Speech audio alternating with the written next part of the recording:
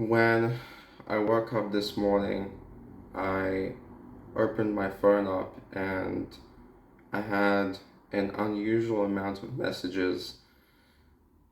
Most of them were referring to the fact that the legendary Charlie Kirk had passed away.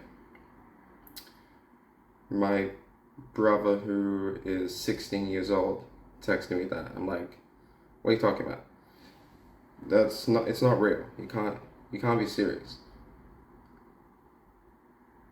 And that just goes to show how incredible he was in terms of the amount of influence that he had on, in particular, the younger generation.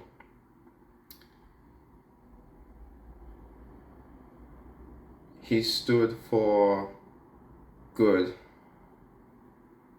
good things, and I'm still shocked, really sad that this actually happened. It's always the good ones that go for some reason. I don't even want to make this video, but I felt I had to say something about Charlie because he also impacted my political mindset, and yeah, I don't know what to say. Just devastated by this news. So when I woke up, I heard about it, then I went on YouTube and I started watching the Officer Tatum live stream that he was doing, and it was like 1.5 hours and he didn't discover the fact that he was actually dead until the end of the stream. He wanted to deny it, and during the live stream he prayed, all the viewers prayed that he was still alive, that he was just shot and he was going to make it out fine and recover in the hospital, but he didn't.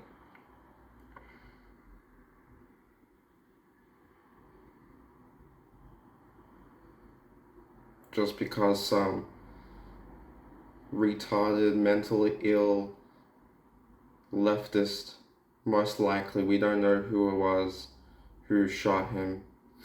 I think they arrested someone, but they released that individual because it was the wrong person. Just because some coward decided he was wrong, or he was listening to some brain rot mainstream media or leftists telling him, or whoever that person was, that Charlie was a bad person, he was no good. So it's the same thing that happened with Trump, the attempted assassination attempt, except this time it actually took his life. Such a coward, man. This is going to be a really big loss for America, American youth, the political commentary world.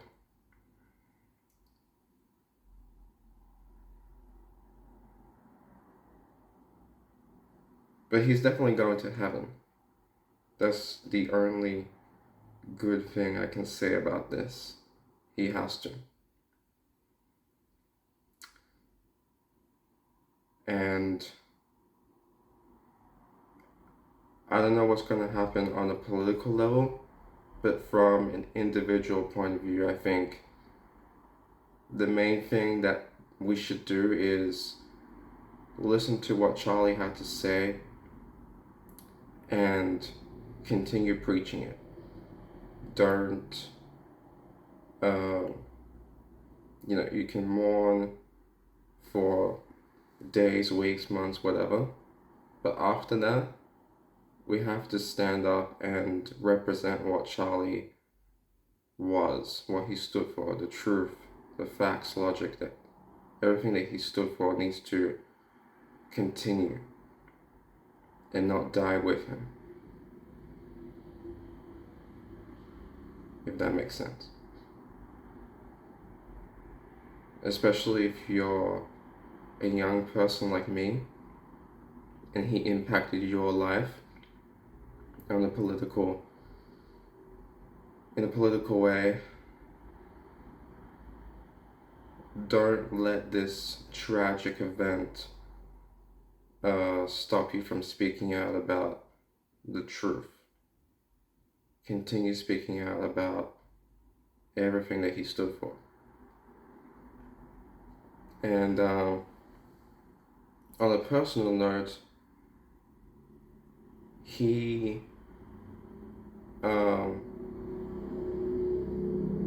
did a podcast or show with a YouTuber that I've been watching a lot recently named Apostate Prophet. He went to that Turning Point USA event and he had a conversation with Charlie, and him, Apostate Prophet, and David Wood in particular have really helped introduce Christianity to not necessarily my life yet, but just the idea of Messianic Jews and things like that. And I feel myself being more open to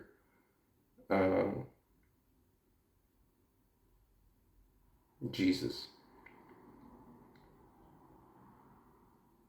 I don't want to talk about that now, but he was one of the main guys that I was listening to in regards to that. And I don't know what to say anymore. Rest in peace, man.